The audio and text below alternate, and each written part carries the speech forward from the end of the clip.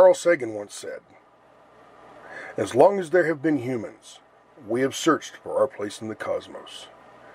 Where are we? Who are we?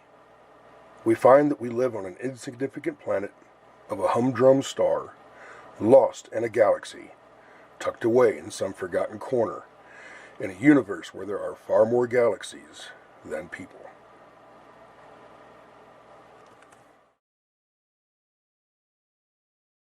All people need. Yeah. Yeah.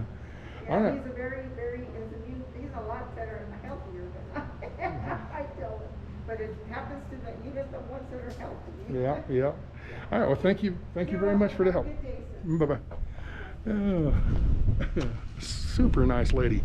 I'm up here at the McDonald Observatory, as you've obviously figured that out, and it's windy outside. So let me stand over here. Oh, look at this. It's a sundial. Check that out. What time is it? It's 3:30. Yeah, about 3:30. Yep, sure enough. I wonder on daylight savings time, do they move these things? Anyway, I come up top of the hill up here, and there's a visitor center. You go in, it's $3, and you go in. It's like a little museum or information stuff, and I walked around there and filmed some stuff. And what I'll do at the end of this video, I'll put a lot of that stuff at the end of the video, so you can pause and read whatever you want. But anyway, I hear a noise. But anyway, I was asking, is that all you can do, just come in here? She goes, oh no, you get in here and go up the hill and go up to the different telescopes. So she said one of the telescopes, I think it's that silver one right up there. And there's two more over here, but that silver, there's a radio telescope right here, that's the dish, okay? And then on the top, that's the HET, the Hobby Elberly telescope. They call it the HET. It's the second largest mirror reflecting, light gathering telescope in the world. I asked where's the biggest one. She said it's over in the Canary Islands. While I was in there, I got to notice on the wall it says that there's a new one being built down in Chile. Now this one here is 10 meter, and it's got 91 little hexagonal like honeycomb mirrors. So there's 91 of them, and they put them all together. It's about 10 feet across, 10 meters across. Okay. The one down there building in Chile is going to be 30 meters, but it's only going to have 7 mirrors in it. 7 huge mirrors. They're like 10 meters across, each one of them. And I was asking her, she was sitting there telling me about that. And I'm like, huh, where are they building those things at, in Chile too? And she goes, no, in Tucson. Oh, really? I'll be going through Tucson. So if I can, I might see if I can't get through there. And they have tours and stuff. But now up here at this place, they have tours. You have to go online and sign up, and it's, we can get you in the 3rd Thursday of next week. Okay, so I just wanted to come in, go to the visitor center, and drive up there and kind of snoop.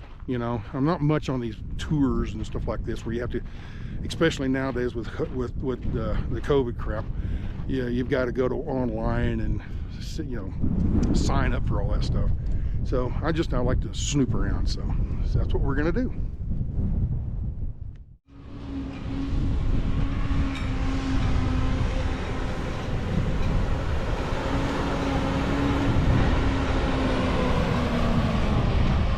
Am I in the way?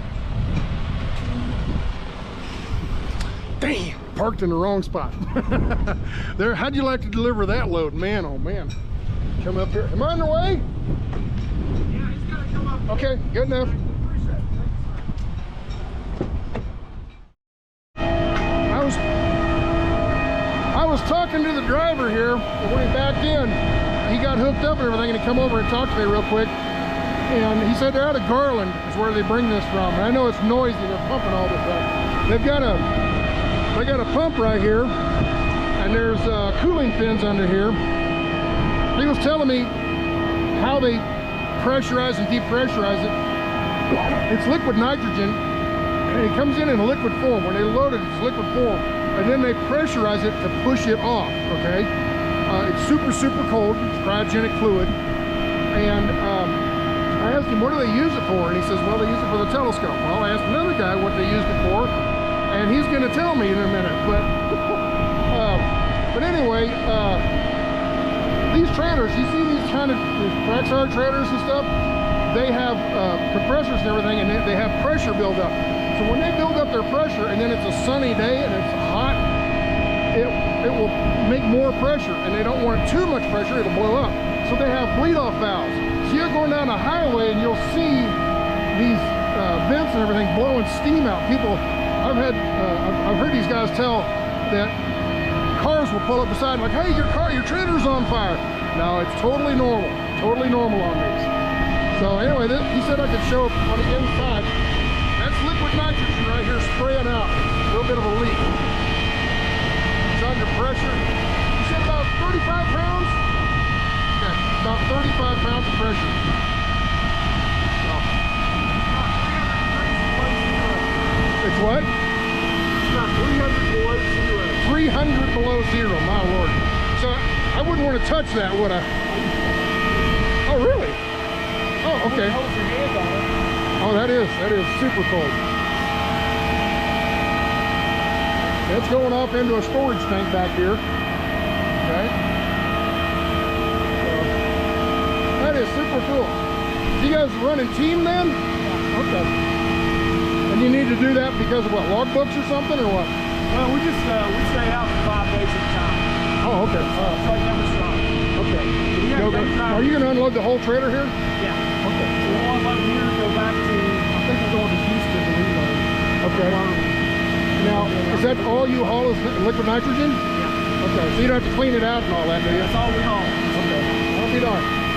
But as you see on the inside, there's the bulkhead, the rounded cap, that's the trailer. This is just an extension on here for all this equipment so they close the doors and keep the weather out. We're going to unload the whole trailer here, and I can't believe my luck. I come up here to look at the telescope, and boom, here's the truck shows up. I'm going to unload all this stuff. It's cool. I'm pumped. All right, so I'm going to go inside here. I'm going to go inside here and check the telescope out. Here's the front building. There's the dome. And this is the visitor center. You can come in and look. I guess he said they have an observation window in here. So, oh yeah, okay. And let's put her. Well, we gotta put our masks on around these places. But yeah, here it is. This is the inside of the telescope. There you go. Cool, cool, cool.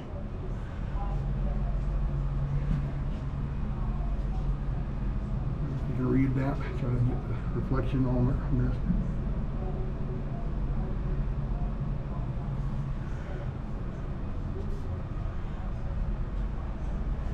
This is what it looks like on the inside of these boogers.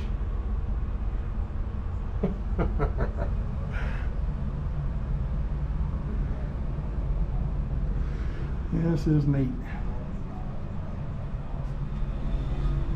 And the whole thing rotates. Of course, obviously, so you can aim it.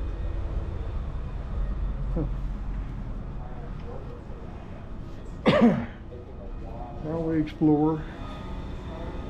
Light one, open the dome. Primary array, align, rotate, and track, and we catch them. Pretty cool. Pretty cool. All right, I'm going to run back outside and see if I can find the guy that works here, have him explain this a little bit better.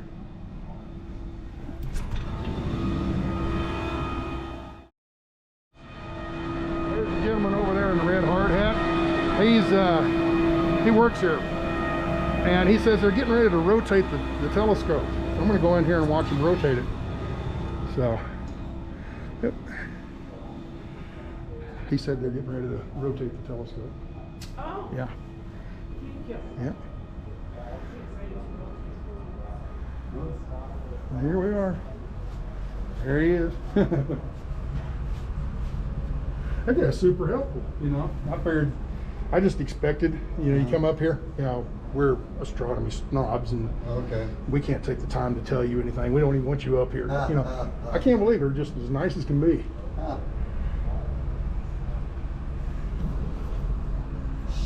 Okay, you can hear noises inside. Yeah.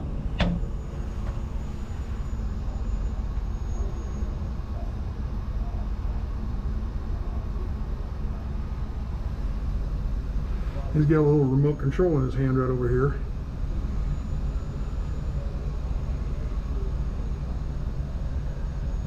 There she goes.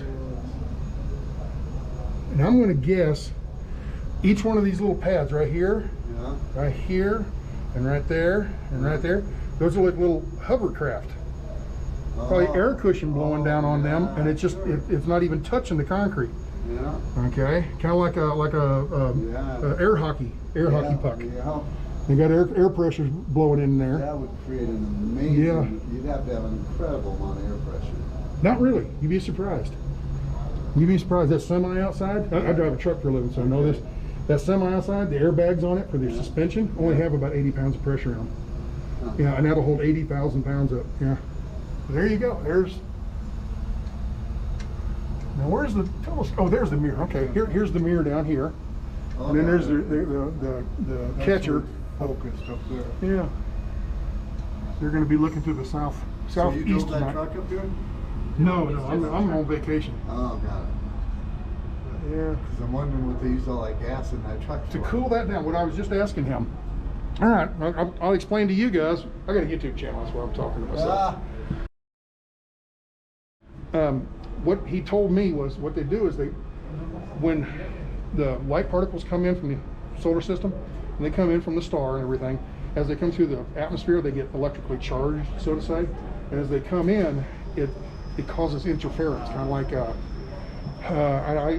asked him, I says, would it be something like static on a CB or something? And he goes, yeah, there you go. And he says, what, by putting the nitrogen in there, it cools everything down, and when it gets really cold, things don't move as much, and therefore that radio the static and everything subsides way down, makes the picture much clearer. So they cool something, I don't know. I would imagine that thing up there is what they cool down. I don't know. So, Wow. but yeah. But it'd be kind of like when they have the CB on and you got the static, the squelch. Okay, when you turn the squelch down, it gets quiet. That's kind of what the liquid nitrogen does to this thing. I think that's what he was telling me. It was awful noisy out there, though. Right. Was.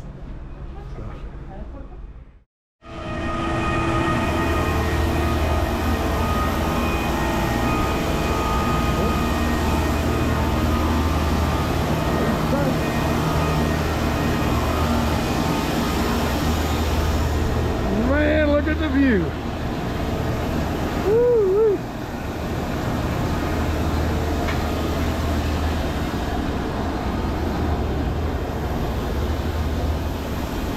Man, you can see for miles up here. I think they told me we're about 6,700 feet or something like that above sea level. Man, what a view. Here's the big tank. You're pumping from the truck, and you're the driver, right? Yes. Okay. You're pumping from the truck into this storage tank.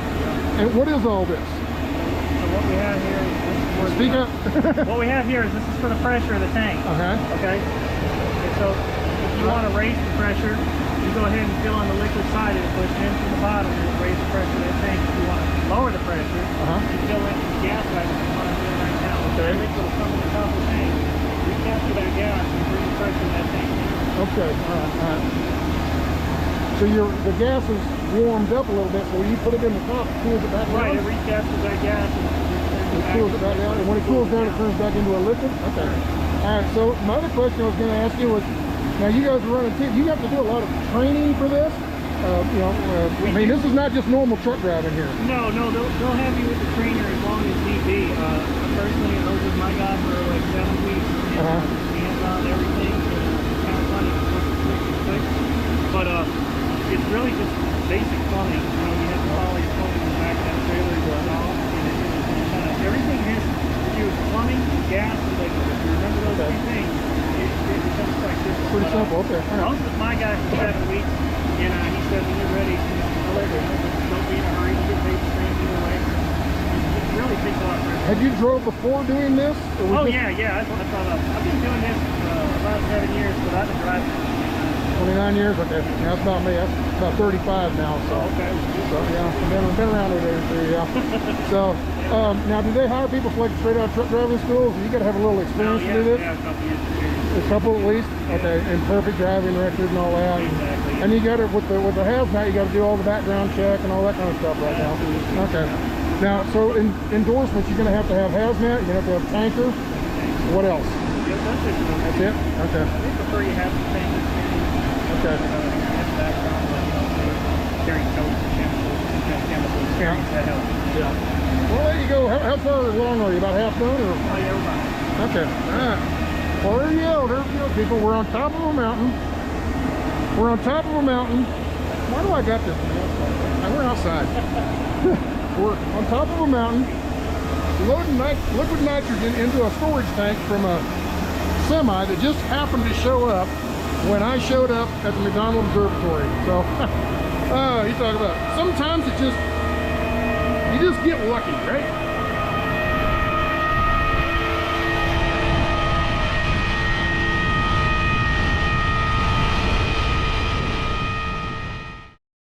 And we need to get around for the sun here. Go ahead, go right about right there. Okay, I'm up here. Earlier, the guy that was walking away with the red hard hat, he's the guy that went inside and he turned the telescope. He doesn't want to be on camera, but he'll talk on camera. So, what do they use the liquid nitrogen for? Explain that. So the liquid nitrogen is to cool our scientific instruments. So we have 160 spectrographs that each have to come down to around liquid nitrogen temperatures to make them more sensitive and less noisy. Noise, okay. And so we get about a truck every 2 weeks. Okay. And we have an 11,000 gallon tank that feeds the spectrographs. Okay. So, Why do you have to replace it? Why doesn't it just go in there and stay in there like Freon in an air conditioner or something? the pressure in the tank, as well as the gravity head, forces it up into some reservoirs that are in the telescope, and that gravity feeds into all the instruments, and the cooling process changes the liquid to gas. Okay. And that gas goes out another series of pipes and exhausts it over the side of the mountain. Okay. So you're kind of boiling off, basically. You use it. Okay. It's not like Freon or something in an air conditioner. Yeah, it's not a closed cycle system. Oh, okay. It's open side. Okay. Yeah. All right. Now, when you were inside, you were the one actually turning the telescope, Yes. right? You had that box in your hand. It was not much different than like an overhead crane in a steel factory or something, right? You got it. Yep. Okay. As it was turning, I was sitting inside talking to some people, a couple other people that were in there, and I was looking at the pads. Are those like air pressure and like what do they call them? It's like a hovercraft. Hovercraft. Yeah, that's Yep. what I was looking for. So it's around 40 So I was psi. right. Okay. Yep. 40 All right. psi. How much? 40 psi. 40. Okay. Each pad is around 800 square inches. So if you do the math, it is able to lift the number of pads we have to about 120 tons of weight. That is the telescope. And that's how much telescope. And so it's a large surface area that provides that. Why do they do that instead of just rollers? It's very smooth motion. Right. And you provide that, you spread that load out on a large surface area. Rollers would probably be causing problems with gouging that concrete pad and Kind of like a grain grinder or a grain mill. Right. Eventually wears grooves. I think that it's not unusual to have other telescopes ride on steel rails and rollers, but this is what the solution turned out for this. That's the system they decided Yep. for this one. Okay. Now this is a 10 meter. Correct. Okay, I'm trying to keep you off with it. This is a 10 meter, and this is the second largest one. I think it's specmanship here. We may be in a 3 to 5 range because you've got Keck, 2 telescopes in Hawaii, and then you have a big telescope in Canary Islands. Canary, okay. And then there's SALT, which is a sister telescope in Hawaii. Just like this one? Just like this. Okay. And sorry, it's in South Africa. Okay. And so it's a matter of how big your mirror is and how much of that mirror is usable using the optics that gather the light. And so we're in the top 5 somewhere. Okay. So, and then they're building the one down in Chile. I talked about that already, but Okay, that's going to be a monster, isn't it? right, that's one that UT has a stake in, and I think it's like $50 million to get a stake in it. And that will be 7 large mirrors that are close. Each mirror is close to the size of ours. That's what I was telling. I was asking the lady at the front if we would go in Visitor to center, Visitor yeah. Center, and she was telling me this is a 10-meter one. Yep. And it's got 91 Correct. reflectors. Yes. And they're like honeycombs. Yes, they're hexagonal. Six-sided? Sorry, six-sided. Yeah. Yeah. Okay, just like a honeycomb. Yep. Okay, so they fit all together. There's 91 of them for this one big dish, Right. whereas down there it's just 7 huge ones Correct. for a 30-meter. Yes, and Yeah. each one of those is round, so they don't nestle together the way this does. Right. So, How do they correct that with computers? when you say correct, what do you mean? No, wouldn't you have 7 different images coming in? Oh, I'm not sure what they use. They're using interferometry to look at the position of each mirror with respect to the other, and so they act as one single unit. Okay. Now, it's over my head for the techniques Okay. they use. All right, very good. And then what is this mushroom-looking thing out here? That is what we use to align our telescope. So, Okay. since you have 91 separate mirrors, Mm-hmm. you have to make them act as a single unit, and Right. so it is our mirror is a sphere. It's not a parabola, which is typical for telescope, but a sphere. Really? And so Okay. if you take the sphere and you extend it to the full size, Mm-hmm. it's 150 feet in diameter. Okay. And that tower, the instruments up there, is right at the center of that sphere. Okay. And we use a property that a light from the center of the sphere bouncing off the mirrors will shine back on itself. So Right. when everything's perfect, all 91 reflections come back to a tiny little spot. Okay. And when that's the case, then the mirror is good and we call it stacked. Okay. When it's not, we have to align each of these mirrors so that they do become a sharp spot. Mm-hmm. Once that's done, then we can go on sky. Mm-hmm. And then You have to do that every night? every night. Wow. And Okay. once that's done, also we take a snapshot of all these sensors that each mirror looks at its neighbor Mm-hmm. with a sensor. Okay. And that is the reference position. Every 30 seconds throughout the night, it readjusts to maintain that reference position. So yeah, it's a lot of trial and error. So that's the telescope version of a rifle borescoping or sighting in your yeah, you can say that, yes. Sighting in your scope on your rifle. Okay. Yeah, so it's a reference, and Right. then once you've got that, you're sighted in, then you can move off and do what you want with it. Very good. So, Okay. When did they build this? I think 96 was first flight. And 96. Okay. But That's not the first one up here, though, is it? no, this is, we have a telescope built in the 30s over in the other mountain, Mm-hmm. and a telescope built in the 70s, Mm-hmm. and this is a 90s. but, This is your biggest one, though. right, Yeah. right. Well, thank you very much for helping me explain this to people and everything. If you want, you can go on the channel and watch this next week. Okay. It's on YouTube. Great. And it's Sasnak. How do you spell that? I was born in Kansas, so it's just Kansas reversed. Okay, so S-A-S-N-A-K. and that's just type that into YouTube and you'll Go to show up. YouTube, and then in the search bar, just type in Sasnak, and you'll find me. Got it. And I'll probably be able to edit this and get it up probably sometime midweek next week. Okay, cool. Yeah, maybe Wednesday, Thursday, Friday, somewhere along in there. Yeah, that's good. You got shots of them Right. filling up. Well, the thing is, I drive a truck for a living. Yep. Okay. So I come up here. This is the last thing I expected. So this kind of all worked in perfect, you Yeah, know. yeah. So I'm super happy about that. Yeah. All right. Well, thank you very much. You're welcome. And you have a happy New Year and all right, that. same And to you. keep. How's the old phrase go? Keep. I don't know. Keep so many looking. of 'em. Oh, Carl Sagan. Keep looking toward the stars Oh, or well. whatever. Yeah. So. Keep on going. Just so you guys will know, I always thought McDonald Observatory was one big telescope.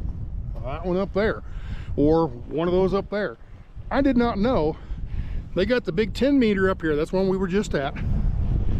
They got 2 of them up on top of the hill up there. They got another one around the corner. And then down here, let's see. There, I'm trying to see on the screen here. Right there, about right there, is the visitor center where we just came from. Behind it, there's 1, 2, 3, and there's a 4th one over here.